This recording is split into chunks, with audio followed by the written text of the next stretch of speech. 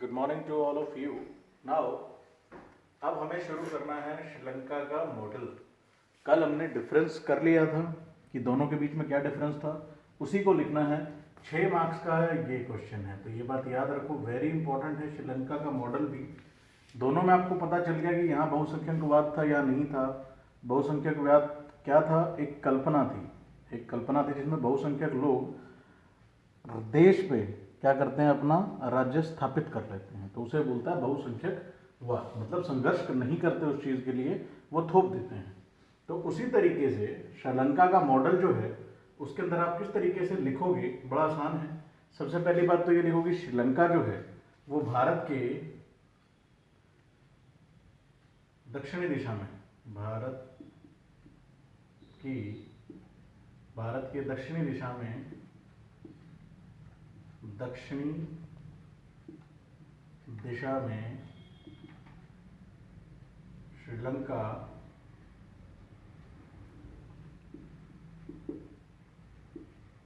भारत के दक्षिणी दिशा में श्रीलंका एक तटीय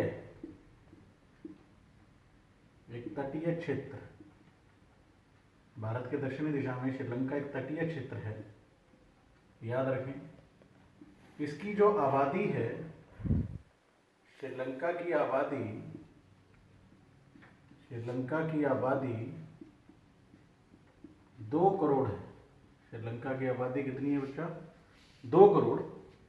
उसके बाद श्रीलंका में सामाजिक विषमता पाई जाती है। श्रीलंका में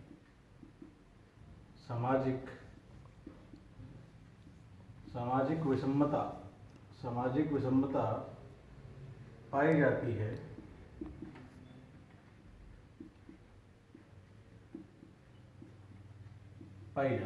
याद रखें, भारत के दक्षिणी दिशा में श्रीलंका एक तटीय क्षेत्र है। श्रीलंका की आबादी 2 करोड़ है। श्रीलंका में सामाजिक विषमता या सामाजिक गहराई, विषमता नहीं लिखो तो सामाजिक गहराई पाई जाती है। अब श्रीलंका में हमें मालूम है, इसको आप अच्छे से लिख लें कि श्रीलंका में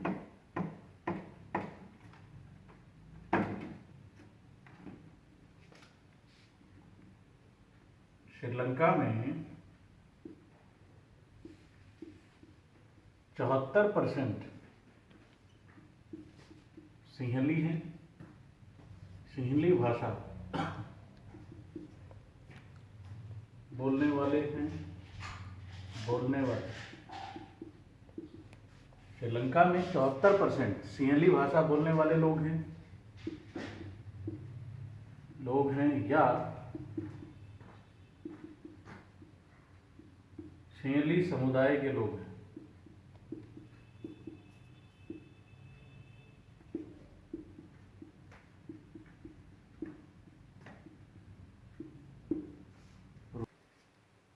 श्रीलंका में 74% सिंहली भाषा बोलने वाले लोग हैं या सिंहली समुदाय के लोग हैं, और 18% तमिल भाषा या तमिल लोग हैं। तमिल लोग ही लिखो, तमिल लोग हैं। इन 18% में 13% श्रीलंका मूल के हैं और 5% भारतीय मूल के हैं। ये बात आप याद रखो। और 7% ईसाई धर्म के लोग हैं। 7% ईसाई धर्म के लोग हैं। अब ये बात ध्यान रखना कि जो तमिल हैं, ये तमिल जो हैं, लिखो इस चीज को भी रखो कि 18% तमिल लोग हैं। बिल्कुल सिंपल है कि 74% सिंहली भाषा बोलने वाले थे, 18% तमिल लोग हैं, 18% श्रीलंका मूल के थे, 7% ईसाई धर्म के लोग थे। तो ये सामाजिक विषमता को दिखाता है, सामाजिक गहराई को दिखाता है कि कितने तरह के लोग वहाँ, अलग अलग तरह के लोग रहते थे और किस तरीके से उनकी सरकारों ने कार्य किया। ठीक है। उसके बाद याद रखना, जो तमिल थे, तमिल हिंदू और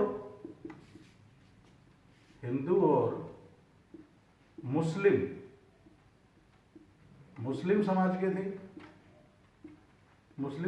थे, और जो ईसाई थे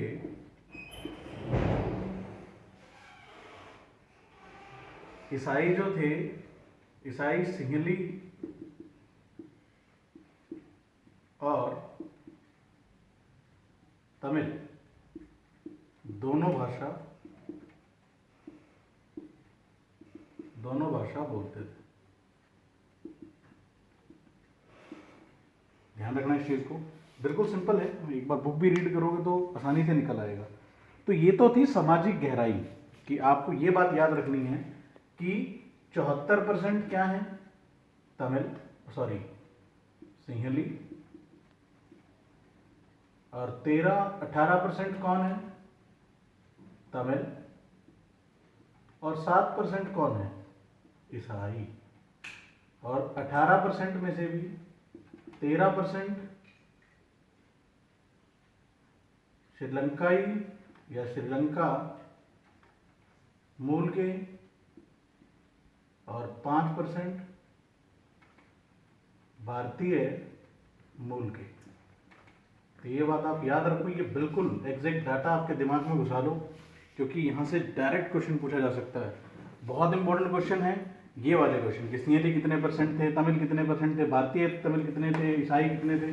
तो यहाँ से एक क्वेश्चन आपको पक्का दिख जाएगा, 1 नंबर का क्वेश्चन कंफर्म यहाँ से दिख जाएगा, ये आपको पता है। और जो सिंपल क्वेश्चन था वो क्या था, वेलोनिया और फ्लैमिश, वेलोनिया में कौन रहते थे, डच, फ्लैमिश में कौन रहते थे, वेलोनिया में कौन रहते थे, फ्रेंच भाषा बोलने वाले, और फ्लैमिश में कौन रहते थे, डच रहते थे। 2 इलाकों में बेल्जियम बटा हुआ था, ये 2 इलाके थे या 2 क्षेत्र थे। फ्रेंच कितने थे 40%, और डच कितने थे 59%। तो ये डाटा बहुत इंपॉर्टेंट है।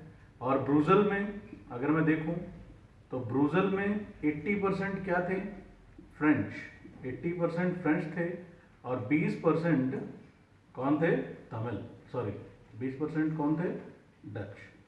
तो आप सबके सामने था कि बेल्जियम का मॉडल किस हिसाब से बनाया गया था। लेकिन अब आपके सामने श्रीलंका का भी है कि श्रीलंका के अंदर भी इसी तरह की सामाजिक गहराई थी, लेकिन श्रीलंका ने अपना मॉडल किसकी तरह नहीं बनाया, बेल्जियम की तरह नहीं बनाया। तो बेल्जियम की तरह नहीं बनाया श्रीलंका ने, तो श्रीलंका में स्थिति बहुत ही खराब हो गई।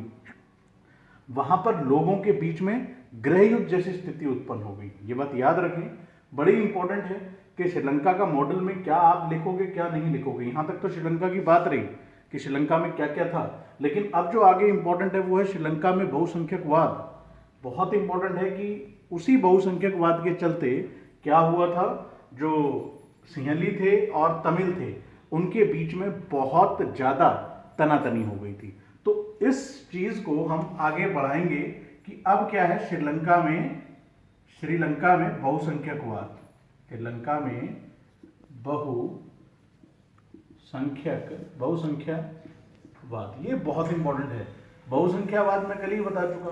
बहुसंख्यकवाद क्या होता है, एक ऐसी क्या थी, प्रेरणा थी, या एक ऐसी मान्यता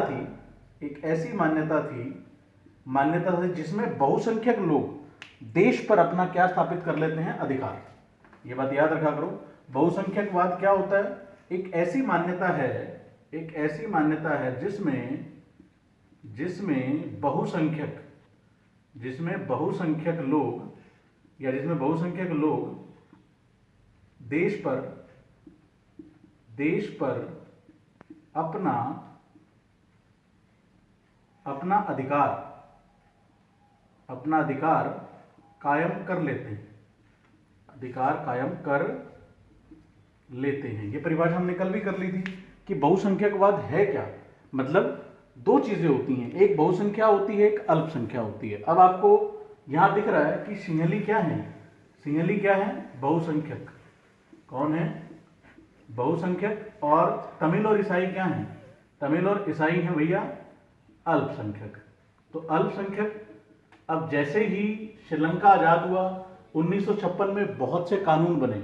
1948 में, ये याद रखना आपने डाटा, कल लिखूंगा पूरा इसको। तो श्रीलंका 1948 में आज़ाद तो होता है, 1956 में कानून बनाए जाते हैं और उस कानून में सारे अधिकार किनको दिए जाते हैं? बहुसंख्यकवाद को। ये बात याद रखो, 1956 में कानून बनते हैं, अधिकार किनको दे देते हैं? बहुसंख्यक को, लेकिन अल्पसंख्यक को कोई भी अधिकार नहीं मिलते। तो जब ये अल्पसंख्यक जागते हैं, जब इन अल्पसंख्यकों को अपने अधिकार चाहिए होते हैं, मतलब आगे बढ़ते बढ़ते 1980 आते आते ये लोग अपनी एक आजाद, बिल्कुल ये चाहते हैं कि हमारी एक आजाद सरकार का गठन हो जाए, उसके लिए बहुत सी पार्टियां ये बना देते हैं और फिर स्थिति बहुत ही खराब हो जाती है और स्थिति क्या बन जाती है? गृह युद्ध। याद रखें, 1956 में कानून बनाए जाते हैं जिसमें सारे अधिकार किसको दिए जाते हैं? बहुसंख्यक को, लेकिन अधिकार किन्हें नहीं मिलते? अल्पसंख्यक को। जब इनको नहीं मिले तो 1980 आते आते ये बहुत संघर्ष करते हैं और अपनी पार्टी इल्लम, उसको क्या बोलते हैं? सरकार को इल्लम बोलते हैं, ठीक है, तेलुगु भाषा में। तो इल्लम कहते हैं कि भैया हमारी इल्लम सरकार हमारी होनी चाहिए, हम अकेले अपनी एक पार्टी बनाएंगे, संघर्ष करेंगे और अपने अधिकारों को वापस लेंगे। तो उसी के चलते, जब आपको पता है कि बहुसंख्यक कौन है?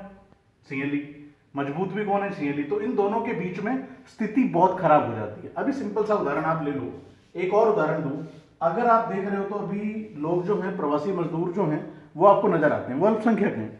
जब वो देखते हो कि उनको अपने अधिकार नहीं मिल रहे, मतलब उन्हें भेजा नहीं जा रहा कहीं, तो वो क्या करते हैं? किन पर हमला करते हैं? वो लोग पुलिस पर हमला करते हैं, ठीक है, प्रशासन पर हमला करते हैं। क्या चीज़ है वो यही चीज़ है भैया, कि जब उनके अधिकारों से उनको वंचित रखा जाएगा तो वो लोग क्या करेंगे? वो लोग अपने अधिकारों को मनवाने के लिए सरकार के ऊपर धावा बोल देंगे, संघर्ष करेंगे और अपने अधिकारों को लेकर रहेंगे। तो इसके चलते गृह युद्ध जैसी स्थिति उत्पन्न हो जाती है।